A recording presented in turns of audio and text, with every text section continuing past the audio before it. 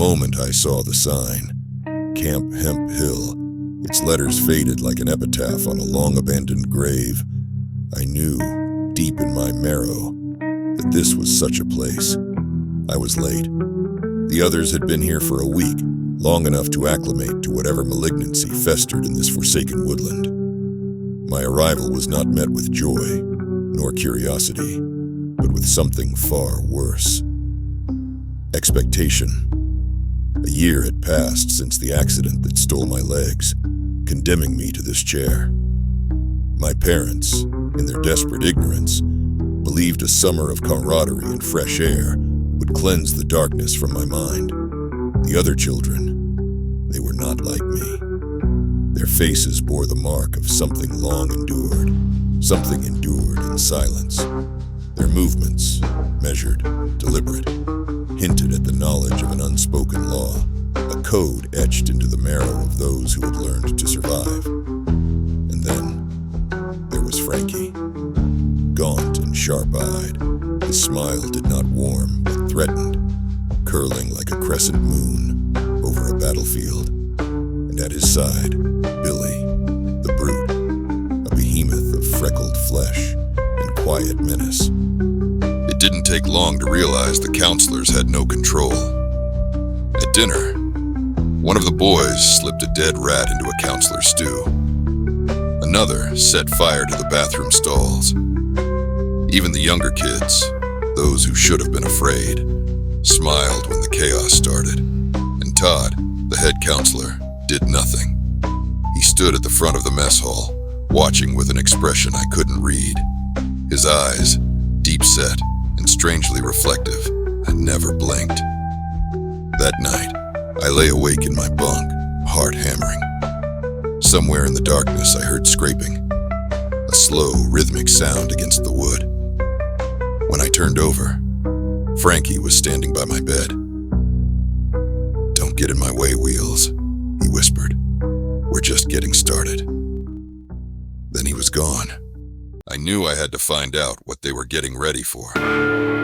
Late that night, when I was sure everyone was asleep, I rolled out of my bunk and wheeled myself toward the back of the cabin. Frankie and Billy had just snuck out of the bunkhouse.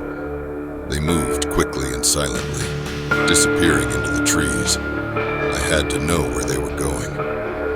Careful not to make a sound, I wheeled myself after them, staying low, using the uneven dirt paths and the thick underbrush to keep hidden. They were heading toward the boathouse by the lake. I stopped a few yards away, watching as they slipped inside. My heart pounded. What were they doing out here in the dead of night? Soon they walked away. I rolled closer, very cautiously. Slowly, I eased the door open and slipped inside. The dim light flickered, revealing a cache of weapons: rusty machetes, hunting knives, sharpened sticks, homemade torches, cans of kerosene. What the hell was this? What were these kids planning? Footsteps creaked outside. Someone was coming. I ducked behind some boxes. "You think it's Wheels?" Billy's voice was a low growl. "Go get him now and bring him to me," Frankie ordered. I felt a jolt of terror. They were coming for me. I didn't wait. As quietly as I could, I rolled toward the back door, forcing myself not to panic. The second I was outside, I pushed faster, heading straight for the counselor's cabin. Todd would listen. He had to. I raced to the head counselor's cabin. Todd was concerned at first, but I could tell he was thinking about something else.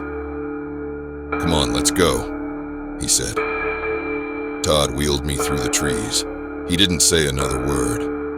The old barn loomed ahead, its weathered boards gaping like rotten teeth. "This is the safest place for now," Todd said, opening the heavy door. I hesitated before rolling inside. The air reeked of something metallic and sour, a smell I recognized from the hospital after my accident. And then I saw her, one of the girls from camp, strapped down to a gurney. Strange, alien-looking instruments surrounded her, pulsing with eerie blue light.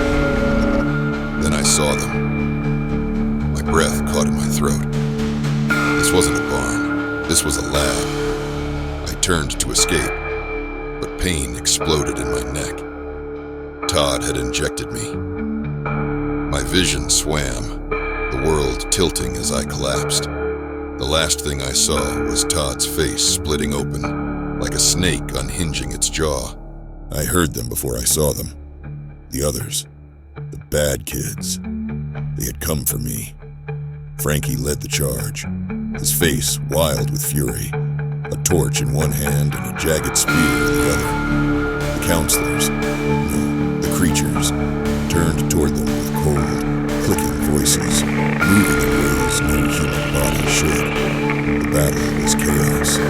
Blades flashed, black ichor sprayed the walls. The air filled with inhuman shrieks as the creatures fell one by one.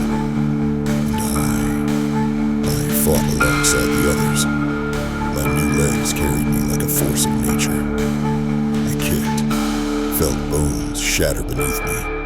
My hands, stronger now, alien in their own way, gripped a blade and drove it deep into one of their necks. By the time the barn collapsed in flames, we were the only ones left. Frankie, bleeding but alive, turned to me, his face full of something I hadn't expected. Not gratitude, fear. "Sammy," he whispered, "your eyes." I turned to the lake and saw my reflection. My pupils were slits. My skin shimmered, just for a moment. Like theirs, I had escaped them. But I had not escaped what they made me. Deep in my mind, something waited. Something that whispered. Something that wasn't done with me yet. The battle was over. The lizard things lay broken, their inhuman forms twisted and charred beneath the collapsing timbers. The night, once filled with their unnatural shrieks, had fallen silent. We had won, but even as we stood there, battered and bloodied, then a sound from above. Todd, he had fled in the chaos, vanishing into the shadows. Now, as we watched, a shape emerged from beyond the trees, a gleaming, angular craft rising from the hidden depths of the forest, its surface rippling like liquid metal. Then, with a roar, the ship lurched skyward, vanishing into the abyss of the stars. Would they come back? I looked down at my hands, my fingers now something beyond flesh. My legs, once useless, now carried me with unnatural power. The aliens' technology still lived within me. Would they want it back? A chill crept down my spine as another thought wormed its way into my brain. Had they left something inside me? I turned to the others, but their faces were unreadable, their eyes filled with the same unspoken fear. What would we tell the world? Our parents? The authorities? Who would believe us? And if they did, would they see me as a hero? Or as something else entirely? I stared at the stars, wondering if somewhere, in the cold depths of space, Todd was watching, waiting for the right moment to return.